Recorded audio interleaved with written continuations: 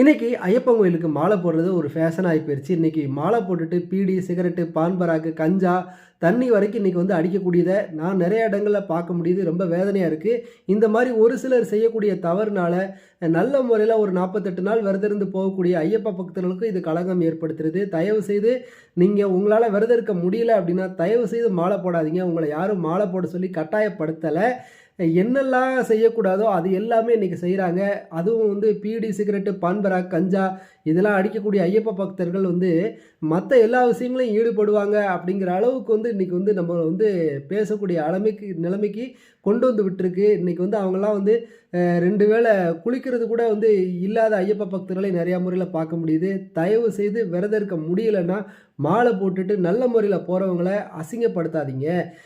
ஐயப்பன் அப்படிங்கிறது வந்து ஒரு கடுமையான ஒரு சாமி அப்படிங்கிறத நினைவில் வச்சுக்கோங்க. விரதம் இருந்தா நன்றி.